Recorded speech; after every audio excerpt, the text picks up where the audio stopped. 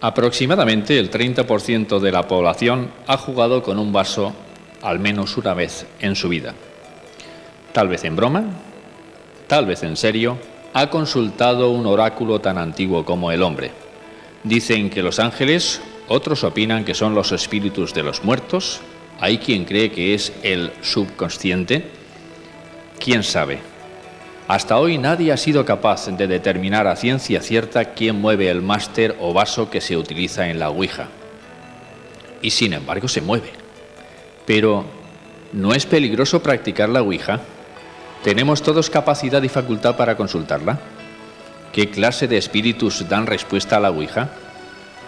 Estas y otras preguntas son las que pretendemos que tengan respuesta en este programa, que no persigue otra cosa que dejar constancia de que la ignorancia puede convertir a la Ouija en muy peligrosa.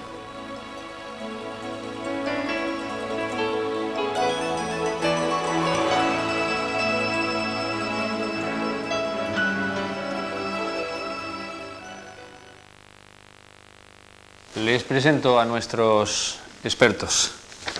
César Rubio Aracil, estudioso de temas metafísicos. Buenas noches, bienvenido. Saturnino Cabrera, psicólogo. Buenas noches, bienvenido. Gracias. Luis Jiménez Maruenda, periodista y parapsicólogo. Buenas noches. Hola. Luis. Janine Alberca, clarividente y experta en tarot. Otra vez, buenas noches, Janine. Buenas noches. Pedro Amorós Sogor, técnico especialista en informática, investigador en transcomunicaciones y experto en psicofonías. Buenas noches, Pedro. Muy buenas. Y Manuel Capella, diplomado en hipnosis, parapsicología y astrología. Buenas noches, Manuel. Buenas noches. ¿Qué tal? Muy bien. ¿Habéis escuchado la introducción a lo que en el tema de hoy pretendemos, ante todo y sobre todo, que el espectador se conciencie del peligro que tiene jugar con la Ouija? Pero yo os pediría que empezáramos a hacer un poco de historia. ¿Cuál es la procedencia de la Ouija? Hay bastantes opiniones contradictorias. Unos dicen que viene un poco del francés, del oui francés, que es el sí, y del sí alemán, que es el ja. ¿Qué me podéis decir al respecto? Realmente no existe procedencia acertada. No se sabe realmente desde cuándo se inició la Ouija. Unos dicen antes de Cristo, otros después, otro fue inventada por sectas. No se sabe realmente la procedencia. Está aún sin descubrir. Lo que yo he podido leer en estos últimos días, que he pretendido pues un poco documentarme, hace referencia a que ya en tiempos de Pitágoras, hacia el 540 a.C., ya se utilizaba la Ouija. ¿Es un instrumento de fama universal? Realmente eso se conoció, se conoce en todo el mundo, unos tableros de una forma, otros sistemas de otra. Se ha evolucionado poniendo desde un tablerito cuadrado uno circular, uno hexagonal, uno poniendo las letras situándolas encima de unas piedras. Es decir, eso se conoce según el sitio de donde se proceda. Uno pues tiene una forma u otra, pero el fin siempre es el mismo, el contacto con otra dimensión. Ya, pero hay una cuestión. Aquí hay presencia de una energía psíquica, hay también una concentración, hay un esfuerzo de mente colectiva. ¿Esto no es un poco espiritismo? Realmente es espiritismo. Se está jugando con un sector que se nos sale ya de lo que es la paraciencia. Es una especie de juego con el más allá, es espiritismo puro. Es realmente jugar con una dimensión, ya digo, que no se conoce y por eso has hecho bien en decirlo, Paco, hay que llevar mucho cuidado con eso, es peligroso. ¿Es un juego o es un instrumento? ¿Sí? Sí, yo pienso que sí que es un instrumento. Es un instrumento, me parece que en algunos laboratorios, en los centros de experimentación ya se le llama desde hace tiempo, es un aparato psicomotor, porque en realidad eso se mueve por unos impulsos de las personas que están alrededor, que son participantes, y ellos se mueven, iba a decir, como renunciando un poco a su personalidad, renuncian porque hay una realidad psíquica, cuidado que digo realidad psíquica, que es la que les va más o menos a influir inconscientemente algunas veces no es una inconsciencia absoluta, sino que un preconsciente del que lleva el juego puede influir. O sea que la cosa sí exactamente es delicada y se han hecho estudios muy exhaustivos sobre el tema, y ese aparato se mueve por los impulsos de las personas que están alrededor. ¿Y quién es el que impulsa, estimula a los que están alrededor para que lo mueva? ¿Quién es el que la gente lo coloca el adjetivo que quiere? Y pueden ser los espíritus, y puede ser la señal Felipa del III, que puede influir de alguna manera del mismo individuo. O sea que es muy difícil trabajar con eso, con cierta, bueno, con cierta integridad, porque Sí. hay temas. En fin, muchas veces no se es puro trabajando. Se aprovecha dentro de las familias, los amigos, incluso una persona sola trabajando así. Eso es catastrófico, incluso llega a estados psicopatológicos que crean un serio problema. Por tanto, creo que es delicado. Como no se... Sí, perdón. Iba a terminar, no, simplemente que como no se emplee el doble, un placebo como doble ciego, como en medicina se emplea, un doble ciego, y ahí se ve que eso se tambalea en algunas cosas, nada más. Luis, no quiero hacer de abogado del diablo, pero estoy en mi papel. Correcto. Luis, ¿has participado en alguna sesión de Ouija? Supongo que sí. Muchísimas. Y bajo tu experiencia, ¿cuáles son los peligros que entraña el uso de la tabla? Me alegra tu pregunta, porque, y además me alegra lo que ha dicho Saturnino hace un momento, porque precisamente yo en mis medios de comunicación, en mi revista mensual, en mis programas de radio, en mi programa de televisión, he insistido denodadamente en los peligros que conlleva la utilización del Ouija. Claro, tú dirás ahora, peligros, pero tú lo practicas. No lo practico, lo experimento, lo investigo, y para investigarlo hay que practicarlo, pero practicarlo con experiencia, con personas que lo entienden, porque el vocablo que ha empleado Saturnino me parece muy acertado. Esto es un aparato psicomotor, claro, que coadyuva un poco al despertar de la psique. Despertar de la psique es algo que es tremendamente peligroso. De ahí que mi consejo siempre ha sido: no jueguen al Ouija. Pero fíjate que yo digo no jueguen al Ouija. Jugar es una cosa, experimentar seriamente por personas entendidas es otra cosa. El no jugar, el llevar precaución en esto, es porque en el desarrollo el desenvolvimiento de las fuerzas psíquicas que se destapan en el momento de una experiencia de este tipo, pueden surgir infinidad de fenómenos positivos o negativos. Voy a relacionarlos. Por ejemplo, puede surgir el fenómeno de poltergeist, que todos sabemos ya por películas lo que es. Puede surgir un fenómeno de impregnación ambiental, de posesión, que no siempre tiene que ser posesión diabólica, pero de posesión. Fenómenos de telequinesia. Y además, hace un rato estábamos comentando fuera, puede surgir un fenómeno que ha incidido también en las psicofonías, y de ahí que sería conveniente que hablásemos, Pedro y yo, de la última experiencia que hemos tenido, combinando el Ouija con las psicofonías. Del que tenemos documento sonoro ya preparado para poder emitir. Pues primicia. Puede surgir un fenómeno de xenoglosia, y esto es totalmente rarísimo.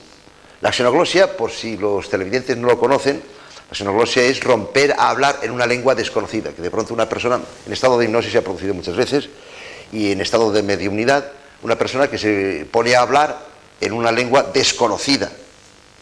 Pero una cosa es que hable en inglés, o en francés, o en alemán. Pero ¿y cuando una persona se pone a hablar en una lengua desconocida por todos? Habla en griego. Bueno, los profesores de griego lo saben, y los que están estudiando griego después, cuando terminan los estudios, se les olvida. Pero ¿y si se pone a hablar en arameo? Una lengua ya muerta, que quedan algunos vestigios en la zona de Siria, pero la lengua de Jesucristo. Esto es la xenoglosia. Pues hay respuestas del Ouija con palabras en arameo, no, en griego, en latín, cuando ninguno de los que estaban participando conocían esto. Sin embargo, hay la parte positiva, que a veces manda mensajes. Yo tengo una historia muy bonita, que si da tiempo luego la contaré, que la viví muy personalmente en la ciudad de Bata, en Guinea Ecuatorial, y que fue la solución a un problema realmente grave. Pero dejo hablar a los demás, no quiero coger la palabra. Ahí también tenemos una experiencia vivida. Lo único que ocurre es que pues, tiene cierto reparo ponerse delante de las cámaras y a contarnos la historia. Historia que ha trasladado o ha trasvasado a Janine. Yo no sé si al final la vamos a poder convencer para que nos la cuente, o va a ser la propia Janine la que nos la va a relatar. La dejamos un poco a criterio de usted. Si en cualquier momento está dispuesta, yo se lo agradecería. ¿Sí? Pues muchas gracias. Muchas gracias. Sí, yo le rogaría que pasara aquí a Platón, donde se le pueda ver perfectamente. A ver si es posible acercarle el micrófono y que nos cuente el micrófono. ¿Desde ahí mismo? Sí. Desde ahí mismo, eso es. ¿Nos cuentas la experiencia? Bueno, pues experiencias de Ouija muchas. Muchas unas buenas y casi todas malas. Casi todas malas. Casi todas malas, puesto que siempre te quedan serios problemas de cosas extrañas en casa, como antes decía Luis. Él, pues una de las más fuertes que tuve después de hacer una Ouija, pues algo se quedó en casa. No hacía nada más que decirme que no era de allí, que ni era macho ni era hembra. Había pasado y no encontraba la salida. Estaba perdido. Estaba perdido. Me costó mucho de realizar. Bueno, estuve con un amigo que hacía magia blanca, estuve leyendo, estudiando muchas cosas y al final aquello pasó. Pero una de las más que me queda en el recuerdo fue pues... De las más supongo que desagradables. Sí, sí, también desagradables, porque otra de ellas fue haciendo una Ouija, un muchacho que se le había muerto el padre hacía poco tiempo. Sí. Bueno, la Ouija empezó a decir que acercásemos el tablero a lo que era la televisión, ¿no? Lo que era la pantalla, la pantalla de televisión. Ya. Entonces acerqué lo que era el tablero a la pantalla de la televisión y entonces allí se encontró el rostro de su padre.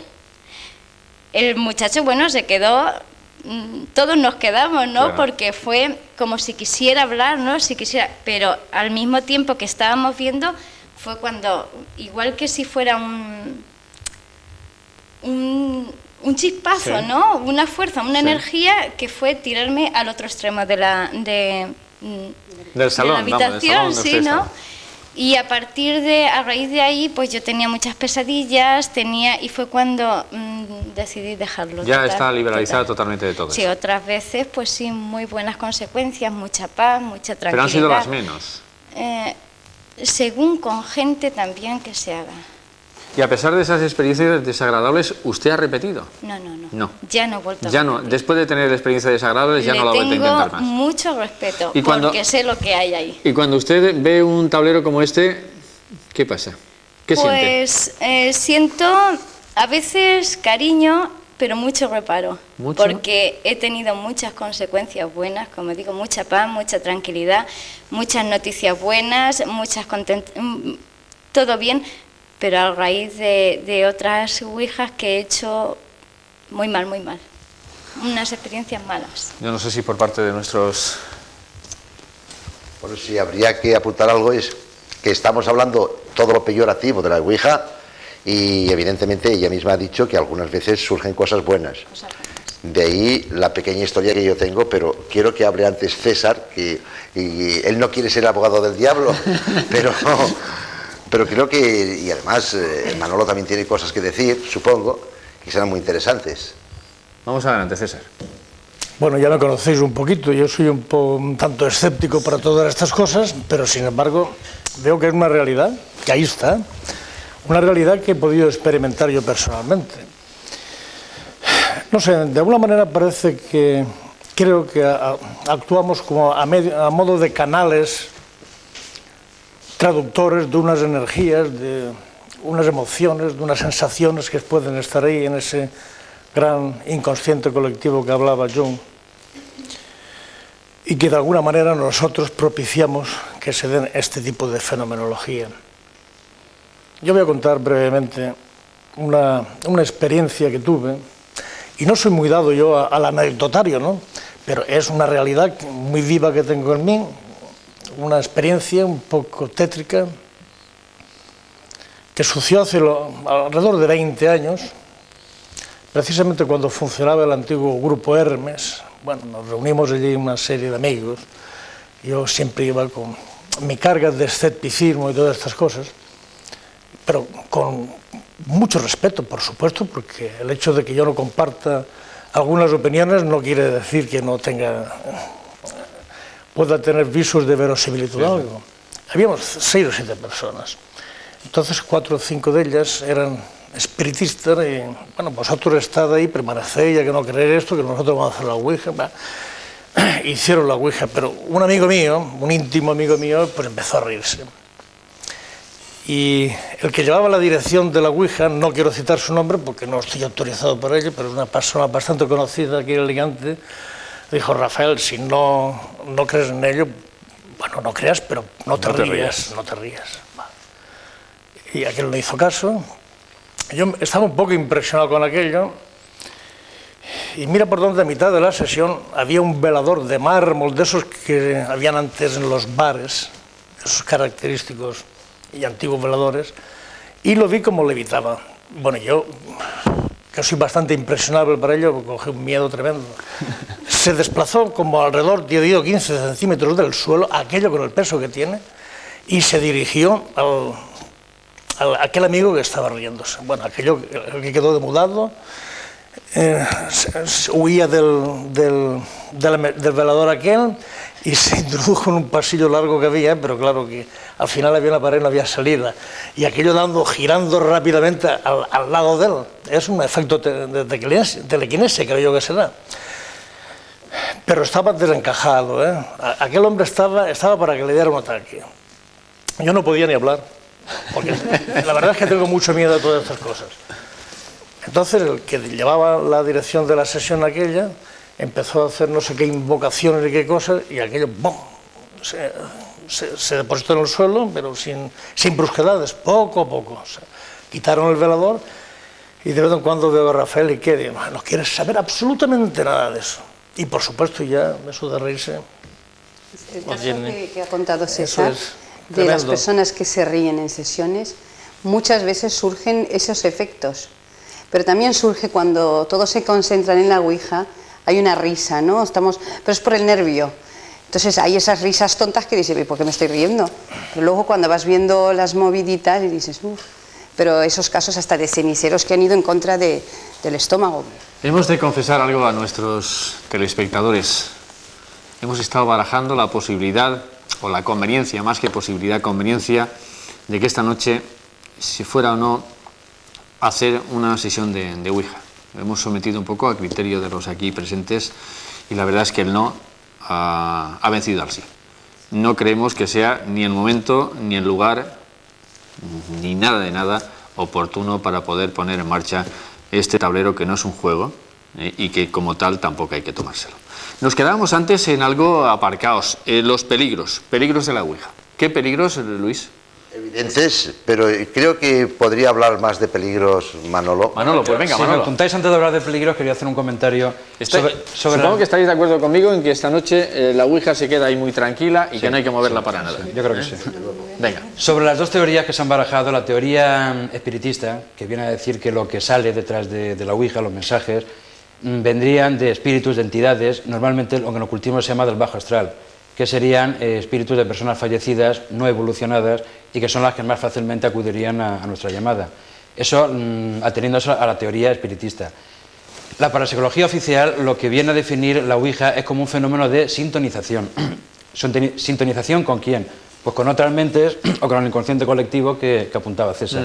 De ahí no pasa. Pero es que yo quería contar también un hecho para que se pueda ver de qué manera quizás se pueden conjugar las dos cosas, el espiritismo y la mente humana.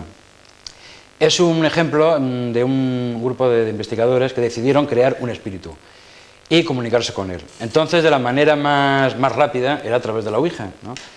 Y entonces cada uno de los investigadores le dio un atributo. Uno le dijo pues, que esa persona estaba casada, que tenía 2 hijos, que tenía tal afición, que tenía tal trabajo, en fin, una serie de particularidades, ¿no? Entonces, en un principio, la entidad empezó a responder de acuerdo con el programa que se le había dado por los investigadores. Pero llegó un momento que empezó a responder ya como si pensara por voz propia. Esto es lo que también se denomina en el ocultismo el crear un egregor, que sería una especie de energía creada por la mente humana y que no solamente podía ser también el caso de quién está detrás de la Ouija, sino quizás en el caso de muchas posesiones o de muchas entidades, ¿no?, que quizás nuestra misma mente las produce y luego serían una especie de espíritu, pero no espíritu de nada del otro mundo, sino un espíritu creado por la mente humana. Es curioso que esta experiencia que cuenta Manolo, me alegra que la haya contado, la hicieron en Canadá. Y yo digo, el espíritu ese será el que está ahora poniendo cizaña en el fetán. Yo quisiera Sí, claro. una cosa, ya que está el tema de los peligros de la Ouija, es una cosa curiosa y por aquí, vamos, yo sé, me consta que un hecho que sucedió aquí, en tierras alicantinas, un hecho que sucedió con la Ouija, y es un peligro y voy a hacer mención porque realmente lo es.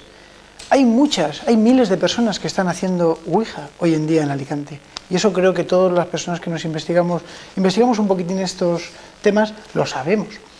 Bien, aquí en Alicante se formó un grupo de investigación que fundamentaba la Ouija como su único medio para poder sobrevivir. Llegaron hasta el punto de depender tanto de las respuestas que esto le daba, que se congregaron en una especie de grupo, que lo formaban 5 o 6 personas, y se creían los elegidos, según un ente les estaba diciendo, eran los elegidos y los seleccionados para una misión. Bien, pues estas personas ni comían unas cosas muy selectas, vivían de la naturaleza, tal. Yo lo veo muy bien, que se coman unas cosas muy selectas y se viva de la naturaleza, evidentemente. Pero lo que no veo bien es el fanatismo y la sofronización que había con esto. Es decir, piensan que todavía son los elegidos. Son personas que se creen como seres, bueno, pues... Y no estoy criticando ni dudando nada, solamente digo que hay que llevar mucho cuidado y que no se piense uno que por el hecho de que se les mueva el tablerillo este y el vasito, que no se piensen que son los elegidos. Simplemente es un sistema de comunicación con una dimensión que no conocemos y es peligroso. Es peligroso más que nada psíquicamente. Y me permito decir psíquicamente porque tenemos un psicólogo que nos puede decir también los peligros de la mente que esto puede causar. Don Saturnino, apuntar algo. Sí, los peligros lo estamos mencionando todos, sí. Y nos bailan constantemente personas que conocemos que han tenido serios problemas, que empezaron en broma, que alguien se ocupaba porque existen chupópteros psíquicos, personas que tienen si ven o piensan que pueden sojuzgar a otra persona, le comienzan, personas indudablemente más o menos neuróticas o sensibilizadas y inconstantes, son personas propicias, personalidades muy versátiles que pueden caer en la tentación de creerse todo lo que hay ahí, porque no es que se lo crean, es quién se lo dice, con qué intención lo dicen. Entonces se encuentra fácilmente esta especie, iba a decir, de escisión de la personalidad o duplicidad de personalidades o varias personalidades que se crean con motivo del aparatejo en cuestión, porque automáticamente hemos tenido, y no es caso de hacerlo, muchas veces el consultante está dando tantas facilidades para que el consultado pueda responder, que no hace nada más que responder lo que el consultante quiere que responda. Eso se nos da en todos los aspectos, en todas las mancias, con todos los respetos, generalmente es así, pero no es por nada, sino que en las conversaciones ordinarias nosotros estamos hablando unos con otros y nos gusta que nuestras preguntas, que casi todas las preguntas llevan implícita una respuesta, de ahí que ese es el peligro, cuando se pregunta algo a alguien, pues casi baila la respuesta entre todos los concursantes, pero hay que ser serios, muy serios, porque los peligros entrañan problemas familiares serios, incluso la gente se queda marcada. Lo que decía esta chiquita, digo chiquita con mucho respeto, esta muchacha que ha hablado antes, eso se da ella ha quedado marcado, pero además en sentido positivo, o sea, es bastante objetiva él, sabiendo decir dónde está lo bueno, o por lo menos lo que ha sido bueno y lo que ha sido malo. Sí, sí. Ahí se queda. Pero hay personas que se quedan tan impregnadas de la primera impresión que les ha trastornado casi, y sin casi, para toda su vida, toda su relación. Y en cualquier momento aquellos fantasmas que les metieron, que les indujeron, están bailando por ahí, porque son personalidades propicias, por una hipersensibilidad que tienen, a fijar esas cosas, y crean serios problemas. Y no estoy en esto pensando en personas de niveles, de este nivel o de este. Los niveles son distintos, da igual. Antes de que César apunte algo, yo quisiera, porque me surge una pregunta, ¿volverías a hacer una sesión de Ouija? ¿Sí o no? Tendría que estar muy segura de lo que hago. Tendrías que estar... Es que nuestros espectadores no te escuchan, no te están escuchando. Si es que o le pasáis un micrófono o yo mismo transmito la respuesta. Decías...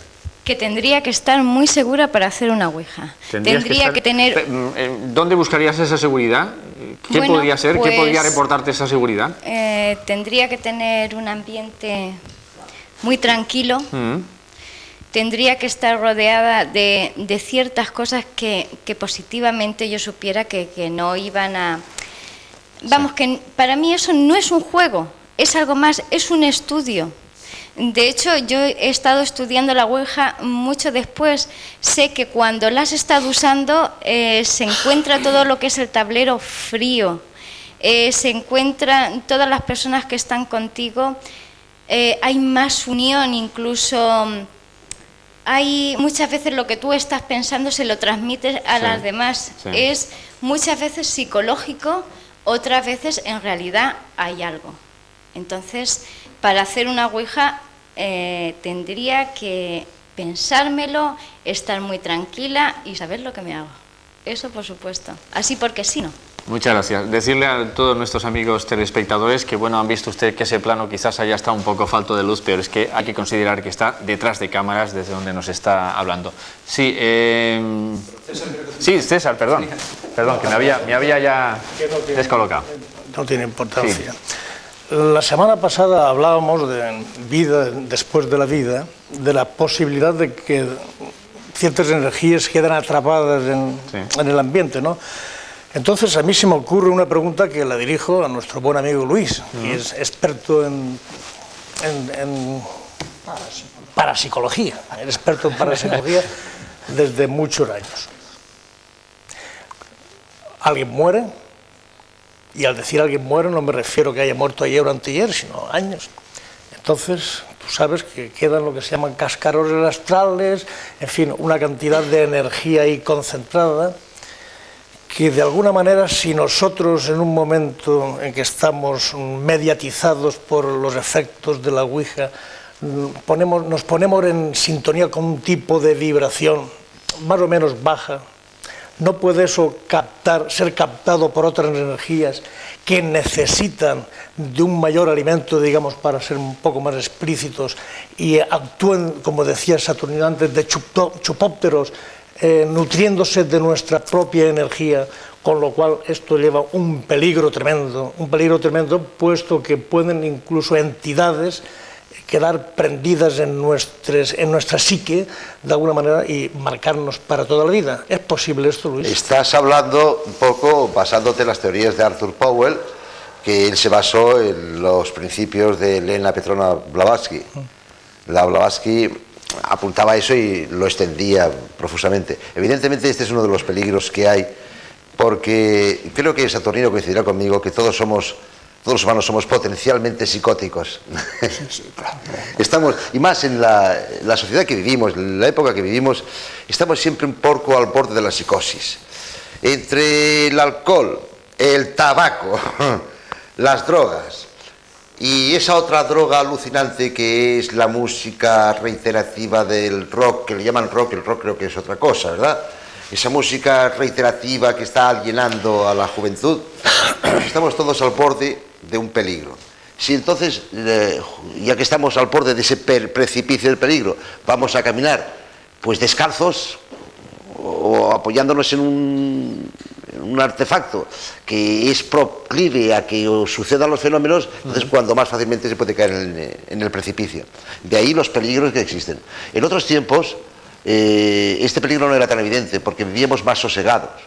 Yo he conocido otras épocas y otros países donde el fenómeno de la parapsicología, pues la palabra parapsicología apenas era conocida, pero se tomaba una cosa como una cosa rara y tal, pero nada más.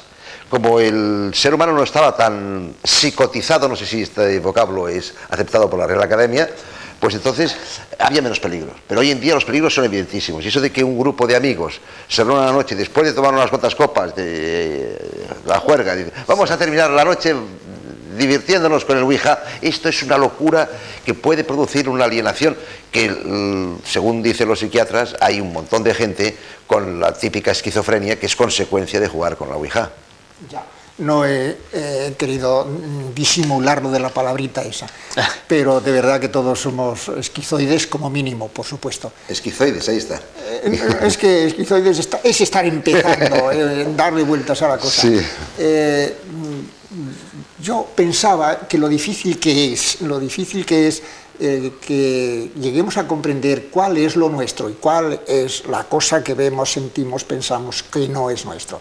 Digo que si unas cuantas personas se unen, no importa para qué, pero con una finalidad común, es imprevisible las cosas que pueden ocurrir. Se potencian en sí. Veamos que las religiones, las sociedades de todo tipo, se fomenta el grupo. El grupo potencia las personalidades en todos los sentidos. Entonces se llegan a esas megalomanías de que nos hablaba Pedro, me parece que es, sí, en lo que decías antes, hablabas de estos individuos que se creían los superhombres, comienzan a irse creciendo, a hacerse paranoides, ya no paranoides, sino paranoicos, soy el mejor, el más alto, el que más sé, yo estoy por encima de ti porque yo contacto con el Dios que es amigo mío, que tengo ahí, el Dios que me he creado. Con unos cuantos individuos que se junten con una finalidad determinada, aun con este aparatejo donde su conciencia objetiva se obnubila un poco y aparecen unos contenidos ya no del preconsciente, sino de mucho más abajo, del inconsciente, entonces se van a encontrar con que van a crear una entidad, una realidad psíquica, la van a crear entre unos cuantos individuos. Tanto es así que llega un momento en que esa realidad psíquica va a tener su ponderación activa, va a funcionar a veces ajena a las individualidades que la han formado, hasta que haya alguien por ahí que sea capaz de dominar esto y la elimine. Ya son esclavos de esos. Ya se habla de la ideoplastia o de las formas o pensamientos formas, sea como quiera, pero eso acontece, así suceden las cosas. Entonces se es esclavo, se ven visiones en la cama, se ven visiones detrás del armario y no sé qué, se oye un ruido porque hay una dilatación de una de las vigas en verano o en invierno, pero un chasquido y dicen, ya está, eso es por no sé qué, y se crea una verdadera psicosis, es decir, una mente psicótica, sin llegar a grandes profundidades, algunas veces sí. Por tanto, la creación de estas entidades es fácil hacerla, sin querer, pero se están haciéndose, potenciando, y resulta que es ellos mismos. Y podrían, bueno, Manolo quiere decir más cosas. Yo referente... Sí, yo no sé si a nuestro público le interesa el tema de hoy. Y están ahí, lo que sí que les veo es muy expectantes, ¿no? Y quizás con alguna pregunta que hacer luego más tarde. Quizás, luego más tarde, si me permite, porque vamos a escuchar a Manolo primero. Bueno, yo voy a recomendar lo primero que no se haga la Ouija, como creo que Sí, prácticamente vamos a recomendarlo todos, ¿no? Esa es la finalidad del programa, es esa. Lo que sucede que sabemos que hay gente que lo va a hacer y que lo va a seguir haciendo. O sea, que lo está haciendo ya y que lo va a seguir haciendo, ¿no? Entonces yo me voy a permitir dar 2 o 3 consejos para estas personas que, sin hacer caso de que no se haga la Ouija, lo siguen practicando. El primero sería que no se obsesionen. Es decir, que lo tomen en un plan científico o aséptico, en fin, un plan de investigación. Otra cosa sería que no hagan caso de los mensajes. Es decir, que si te dicen, por ejemplo, no sé, que vas a perder el trabajo, vas a tener cualquier, no sé, una separación matrimonial o algo de esto, que no le hagan caso, porque efectivamente puede ser que algún mensaje sea real, pero al lado de eso hay mensajes que no se cumplen. Entonces ya serían las medias verdades que son tan peligrosas como las mentiras. Otra cosa sería que no se crean O sea, que no tenemos ninguna constancia. Si lo que aparece allí nos dice que es nuestra madre fallecida o un familiar fallecido, que no tenemos ninguna constancia de que efectivamente sea ese espíritu. A pesar de que nos diga cosas muy íntimas de nuestra vida privada y esto, pero que no tenemos ninguna constancia que efectivamente sea esta persona. Y yo quería apuntar una cosa muy importante, que aquí se está hablando de problemas que ha causado la Ouija a través de ruidos, de fenómenos tipo poltergeist, como el que comentaba la chica esta, pero es que hay incluso un fenómeno un caso de muerte en España, que Luis, que también está mucho con la cosa de ovnis, lo debe conocer, en Tarrasa, 2 chicos que practicaban la Ouija, pretendidamente contactando con extraterrestres, recibieron el mensaje de que se podían reunir con ellos en el infinito, causándose la muerte. Entonces, además, se mataron de una manera muy traumática, porque fueron en los raíles de una vía del tren, los dos pusieron la cabeza y murieron. Fenomenología extrasensorial que se puede producir. Hay ya casos de muerte en España por mediación de los mensajes de la Ouija. Dani. Yo quisiera contar que todos conocemos el caso del mago Houdini. Houdini, antes de morir, dejó una carta escrita con un sobre a su esposa. Dijo, no la abras hasta que yo me muera. Entonces pasaron tiempo y creo que fue en Inglaterra, unas personas en una universidad practicaron la Ouija y salió Houdini. Y Houdini dio el mensaje de que en tal sitio había dejado una carta escrita que sería la respuesta a cierta cosa que sabía su esposa. Entonces la mujer no había abierto aún el sobre. ¿Sabéis algo más vosotros, no?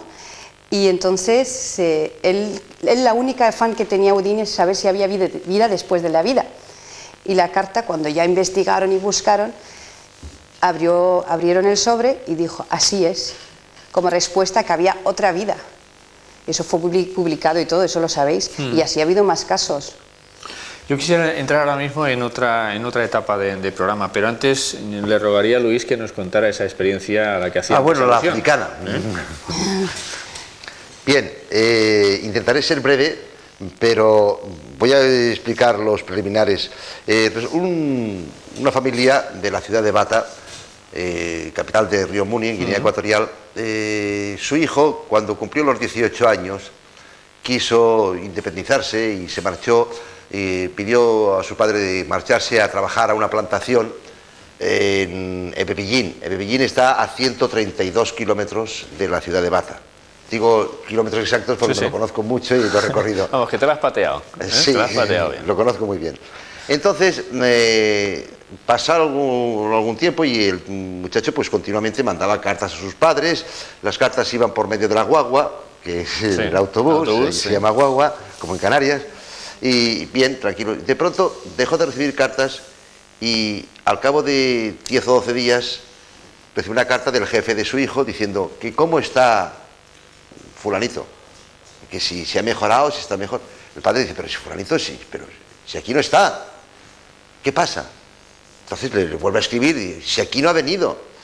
Total, se pusieron en contacto, no había teléfono entonces, y el jefe de la plantación dijo, es que el chico se marchó hace 3 días porque se encontraba enfermo y se marchó para su casa, a Bata, a 132 kilómetros, y se fue en el coche y dijo que iba a quedarse con... No se fue en el coche, se fue en la guagua.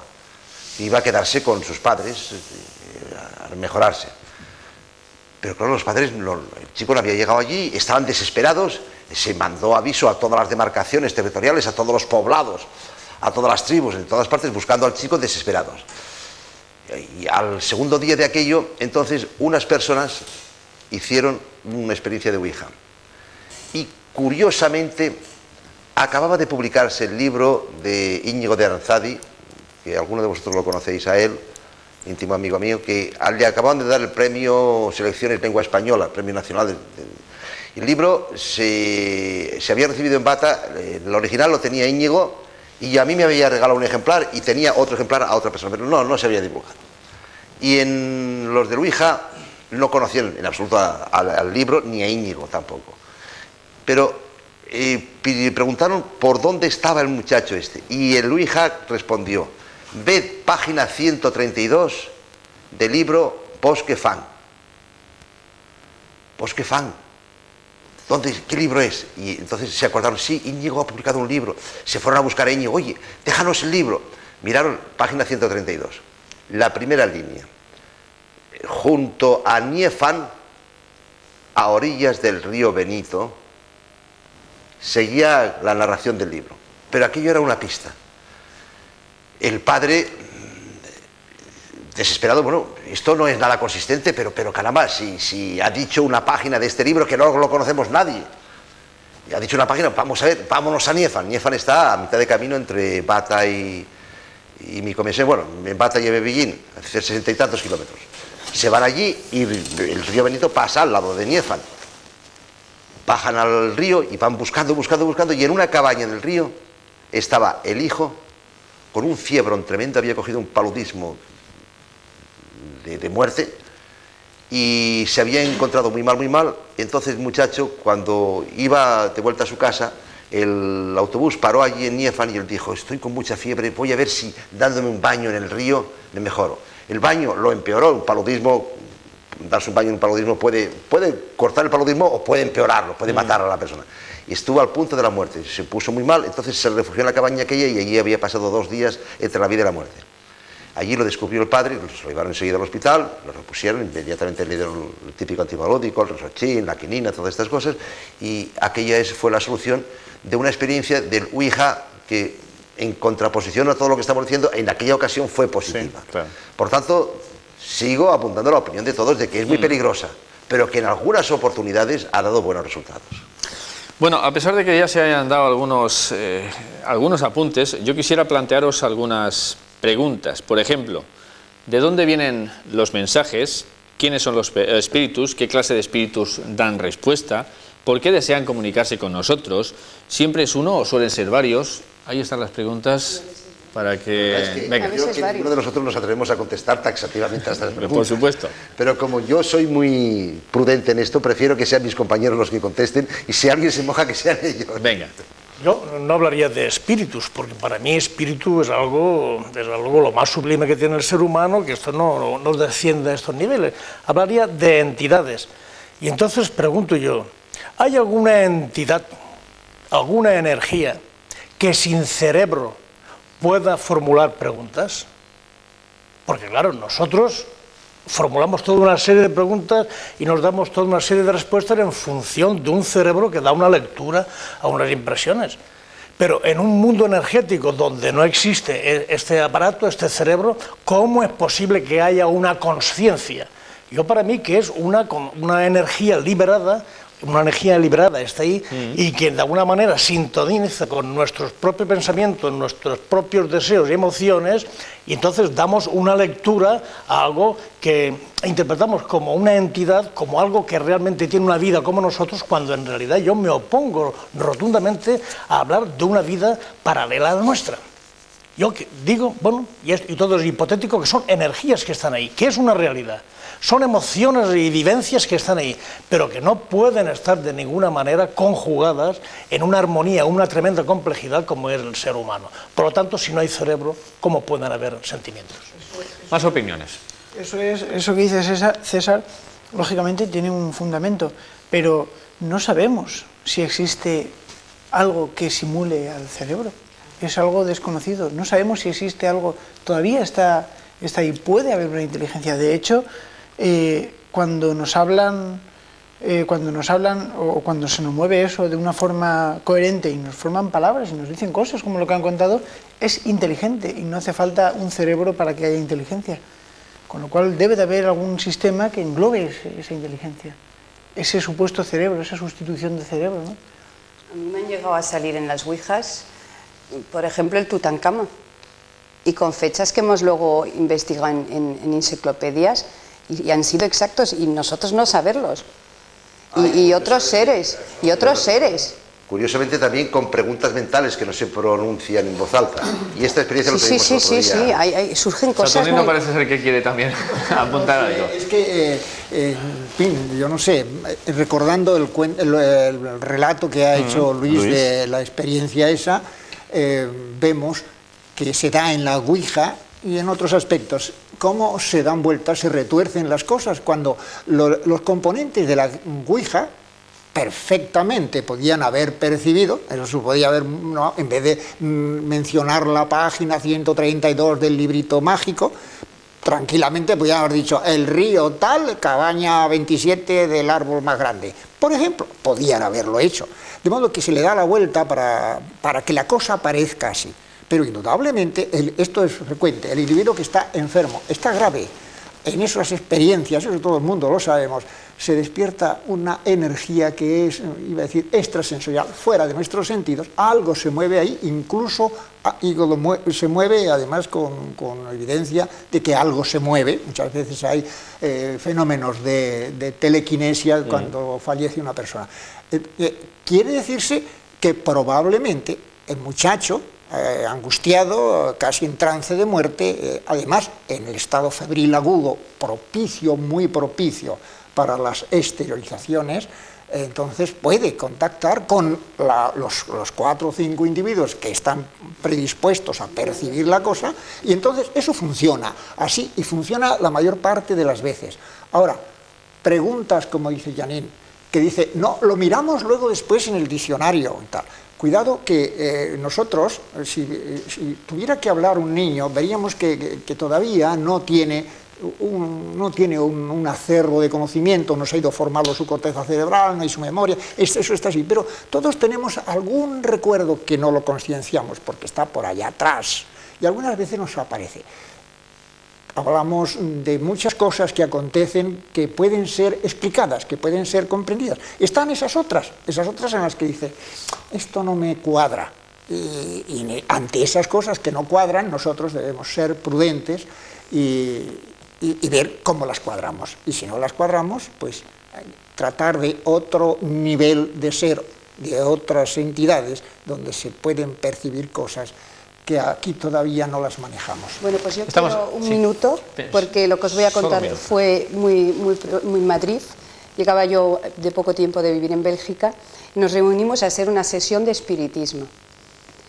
En la sesión de espiritismo intentaron hacer la ouija y no quisimos. Al final sí se convencimos la ouija y nos salió, toqué yo, porque no lo hicimos con anillo, hay gente que lo hace con un vaso de cristal, éramos 7. El primer mensaje fue, el Papa Pablo II recibirá una bala en tal fecha, tal hora. Una persona dijo, esto es imposible, cayó en un trance que nos costó horas sacar a esa persona del trance. Nos contó el famoso estado del túnel. Esa persona se levitó por encima de la silla y cayó redondo. El segundo mensaje fue que el peligro iba a superarlo el Papa Pablo II.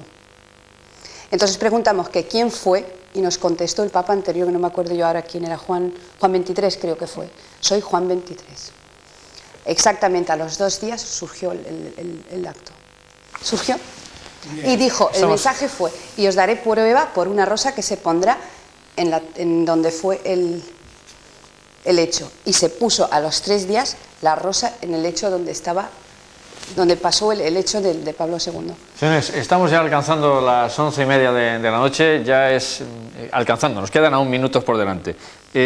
Puesto que estamos hablando de entes, puesto que estamos hablando de cosas lógicamente paranormales, la experiencia de Pedro, la experiencia de Luis, el pasado sábado, yo quisiera pues que nuestros amigos telespectadores la escucharan. No la pueden ver, pero sí la pueden escuchar. ¿Nos la presentan, nos la contáis? Bien, pues decidimos presenciar asistir a una sesión de ouija realizada y guiada por unos profesionales en este tipo de cosas, es decir, unas personas que han dedicado muchísimos años a esto y lo hacen todo desde un punto de vista muy científico. Bien, pues realizamos una investigación psicofónica en fenómeno concomitante con la ouija, es decir, trabajando en conjunto con la ouija la psicofonía, a ver qué pasaba.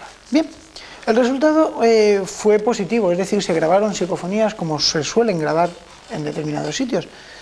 Y bueno, pues creo que vamos a poder, si el control no lo pasa a escuchar, sí, unas psicofonías que grabamos. Hemos preparado 3 de ellas y yo creo he seleccionado unas que eran más que claras, curiosas, porque es que eran curiosas realmente, como ahora veremos.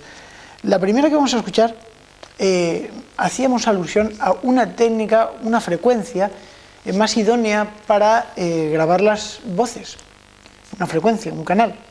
De hecho, se habló de frecuencias y después el propio tablero indicó que no era frecuencia, sino canales. ¿Recuerdas? Y bueno, pues yo, ante esa respuesta del tablero, dije, bueno, pues intentaré, y cuando yo digo, pues intentaré, surge una voz de mujer diciendo, inténtalo.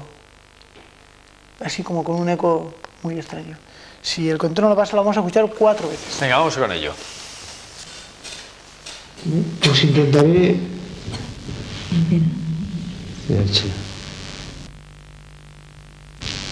Pues intentaré...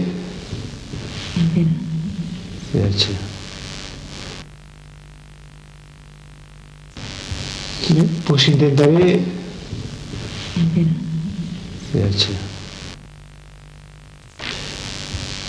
Pues intentaré... Ahí teníamos esa voz. Ya digo que era un poquito floja, había un gran silencio, no hay tanto ruido de fondo como habéis observado en otras psicofonías. Y bueno, es una psicofonía muy buena, sobre todo porque se puede procesar, averiguar el tono y el timbre de esta voz con el ordenador, y se podría incluso averiguar a la persona a la que pertenecía esta voz. Bien, otra que hemos preparado estábamos hablando, y bueno, pues el experimentador que guiaba el tablero dijo, bueno, a lo mejor de nuestra unión podría surgir la fuerza, como preguntando, o sea, de la unión suya y mía. Y rotundamente, nada más terminar en la palabra fuerza, surge un no, una cosa así, no, un imperativo no.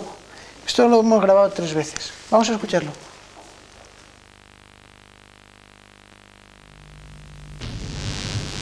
O sea que de nuestra unión podía surgir la fuerza.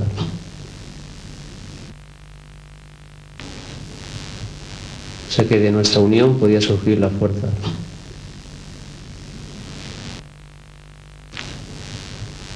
O sea que de nuestra unión podía surgir la fuerza. Oh, hay otra más.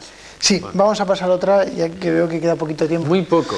Bueno, esto es una voz muy extraña que se grabó y la hemos puesto aquí como voz extraña. Y cuando se preguntaba dónde estaba, surgió esta voz, una voz muy extraña. Vamos a escucharla.